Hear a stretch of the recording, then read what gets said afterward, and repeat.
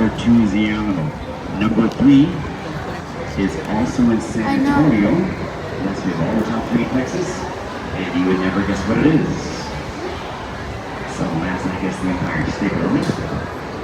Number 3, these boats sell about 50% more tickets than the Dallas Cowboys every year. On the right-hand side here, guys, directly on the right, the Red Bull Red Carpet Casino Club. That is not a casino. It never was a casino. That's because casino just means a gathering of people. This is built here by Germans. A century ago as a social club. It's now a steakhouse with apartments on top. If you want to live up there, you gotta jump onto a 10 to 15 year-long wait list. That is prime real estate. It is rent controlled, but it's prime real estate.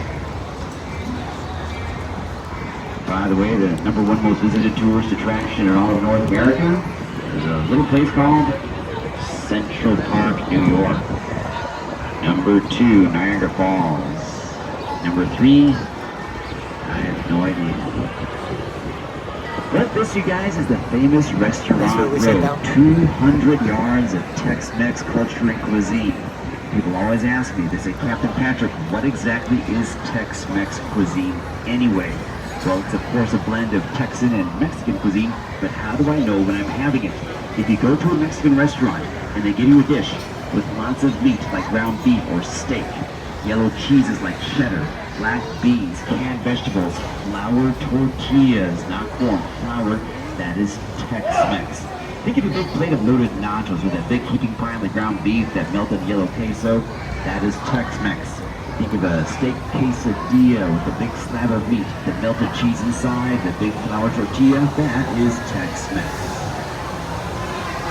Speaking of Tex-Mex, on the right-hand side, the biggest landmark of Restaurant Row, which is bridge to bridge, is called Casa Rio.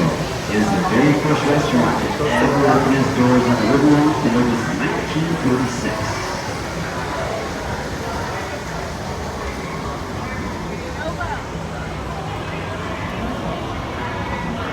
If I can for a second, draw your attention up ahead of us to the left, to this big gap. I'm going to point it out for you, otherwise you can miss it.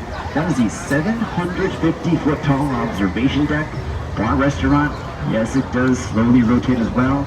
That is taller than the Seattle Space Needle and the St. Louis Arch. It's called the Tower of the Americas. That stood as the centerpiece of the 1968 World Fair held here in town. There are 2 ways to the top of that tower. Number 1, a 55-second elevator ride.